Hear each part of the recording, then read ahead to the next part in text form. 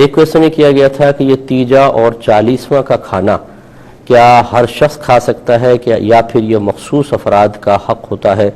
اور ہر شخص کھائے تو اس کے لیے یہ مضر ہوتا ہے اخروی لحاظ سے اور روحانی اعتبار سے؟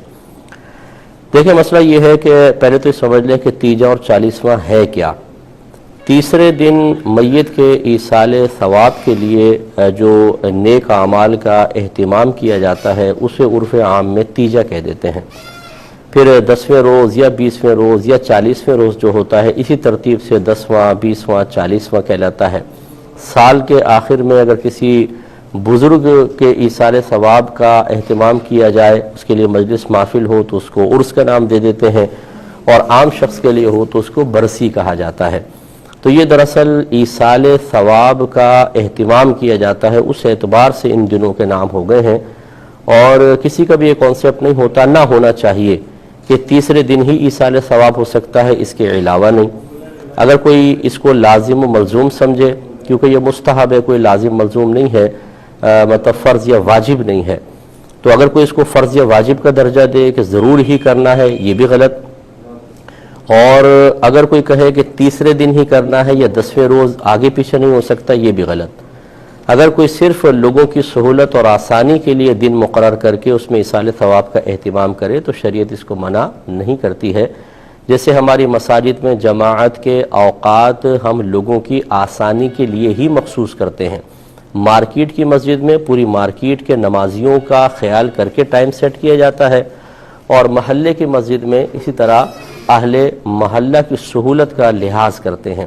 اور کوئی بھی یہ نہیں کہتا کہ آپ نے جو جماعت کے وقت مخصوص کیا، نہ نبی کریم صلی اللہ علیہ وسلم نے وقت مخصوص کیا تھا، نہ صحابہ کرام نے نہ اس کا حکم دیا، تو یہ کوئی معاذ اللہ بدعت سیئہ ہے، بلکہ ہر ایک اس کو ایکسیپٹ کرتا ہے، قبول کرتا ہے۔ ایسی مدارس کے لیے ہم وقت مخصوص کرتے ہیں، کب سال شروع ہوگا کب ختم ہوگا۔ ایسی شادی بیاہ منگنی وغیرہ کے لیے تاریخیں مخصوص کی جاتی ہیں، دن مخصوص کیے جاتے ہیں، کوئی بھی اس پہ آبجیکشن نہیں کرتا، اس لیے کہ یہ لوگوں کی سہولت اور آسانی کے لیے ہوتی ہیں،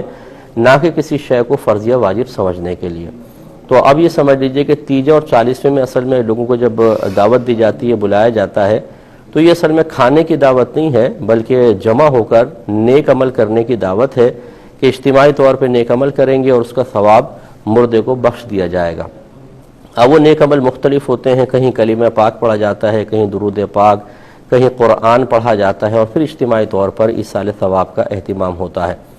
اس کے بعد پھر ایک ہمارے ہاں یہ عرف بھی رائج ہو چکا ہے کہ کچھ کھانے وغیرہ کا اہتمام، کیونکہ لوگ صبح آتے ہیں، جیسے 10-11 بجے آئے تو اب 3-4 بجے تک یہ اہتمام ایصال ثواب کا چلتا رہتا ہے، تو پھر ان کی آسانی اور سہولت کے لیے کھانے وغیرہ کا بھی اہتمام ہو جاتا ہے، جسے کوئی بھی فرض یا واجب سمجھ کر نہیں کرتا، اور کرتا ہے تو غلط کرتا ہے۔ یعنی فرض یا واجب نہ سمجھیں، ایک مستحب ہے، مہمان آتے ہیں گھر میں ان کو کھلا دیا جائے۔ تو یہ ہے تیجا، 40واں 10واں 20واں یا برسی۔ اب یہ کھانا ایک کے لیے کھانا جائز ہے یا نہیں، اس میں اصول یہ ہوتا ہے کہ اگر میزبان اس بات کا صراحتاً اعلان کر دے کہ یہ میں نے صرف غریبوں کے لیے بنایا ہے، تو پھر تو کسی امیر کو کھانا شرعاً جائز نہیں، جس کے بارے میں ہمارے اکابرین نے فرمایا کہ میت کا کھانا کھانے سے دل مردہ ہو جاتا ہے۔ یہ اس کے بارے میں ہے کہ جب مخصوص کر دیا جائے کہ یہ غریبوں کا اہتمام ہے۔ جیسے آپ یہ دیکھیں کہ بہت سے ویلفیئر والے کھانا کھلاتے ہیں، اور وہ ان کا مقصود یہ ہوتا ہے کہ غریب لوگ جو ہیں وہ آ کے کھانا کھائیں۔ وہاں اگر کوئی امیر بیٹھ کر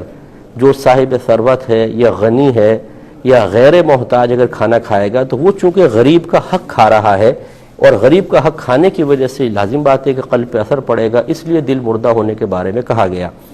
لیکن ہمارے ہاں جو یہ تیجا، 40واں 10واں 20واں برسی یا عرس ہوتا ہے، اس میں کہیں بھی غریب کی تخصیص نہیں ہے۔ اب یہ عرف بدل چکا ہے، برادری کے لوگ آتے ہیں، خاندان کے لوگ آتے ہیں، اہل محلہ آتے ہیں،